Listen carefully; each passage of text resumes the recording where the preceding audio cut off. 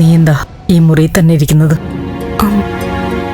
അത് ഞാൻ പ്രഭാവതിയും പോലീസിനെയും ഭയന്ന് ഇനി ഇതിനകത്ത് ഒളിച്ചിരിക്കേണ്ട കാര്യമില്ലല്ലോ.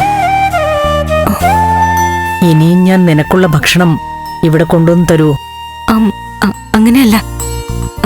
അത് ഞാൻ എനിക്കെന്താ പറയണ്ടെന്ന് അറിയില്ല. അതേ അവസ്ഥയിൽ ഇപ്പൊ ഞാനാ. ആരോട് എന്ത് പറയണമെന്ന് ഒരു രൂപവുമില്ല. ചന്ദ്രോത്ത നന്ദൻ താലി കെട്ടി ഇവിടേക്ക് കൊണ്ടുവന്ന പെണ്ണ് നീയാ. നിന്റെ വീടായത്.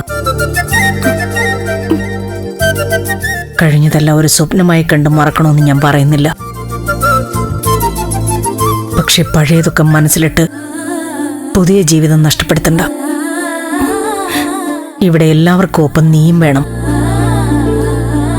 ഭക്ഷണം ഉണ്ടാക്കാനും വിളമ്പാനും കഴിക്കാനും നീയും വേണം. താഴേക്ക് വാ.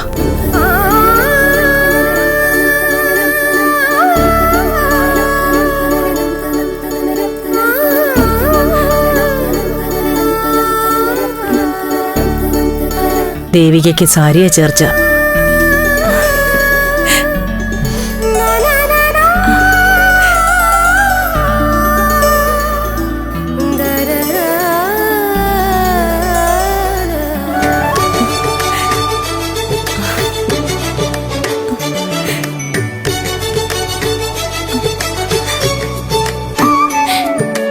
ഈശ്വര, ആന്റിക്ക് എന്ത് മാറ്റമാ! വിശ്വസിക്കാൻ പറ്റുന്നില്ല.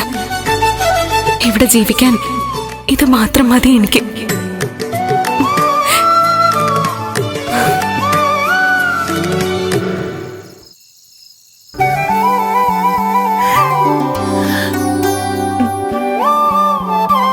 ഈശ്വരന്മാരെ, ഇന്ന് ഏറെ കാലത്തിന് ശേഷം സന്തോഷമായിട്ടൊന്ന് കണ്ണടയ്ക്കാൻ പോകുന്നത്.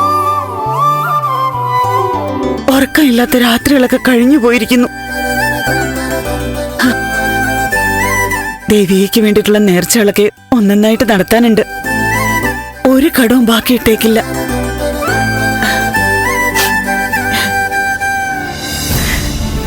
അമ്മേ, അമ്മ കരയാതെ.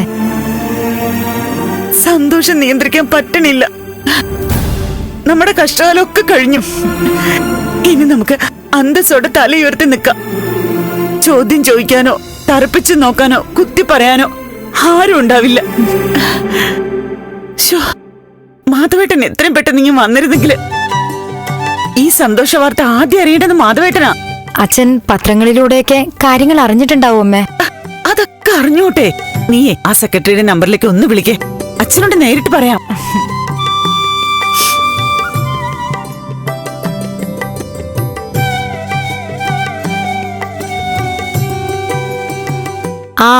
ഹലോ അങ്കിളെ, ഞാൻ മാധവന്റെ മോളാ ശാരിക. അച്ഛനൊന്ന് ഫോൺ കൊടുക്കാവോ? ശരി. ഇങ്ങിതാ ഇങ്ങിതാ.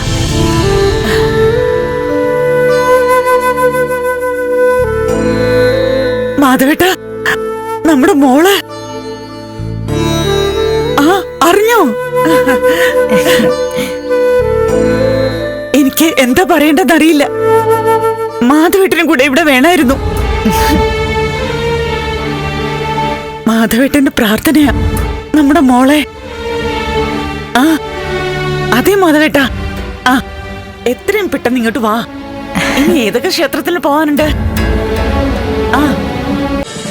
ഫ്ലവേഴ്സ് ഒരുക്കുന്ന കാഴ്ച വസന്തം യൂട്യൂബിൽ പ്രേക്ഷകർക്ക് ലൈവായി കാണാം.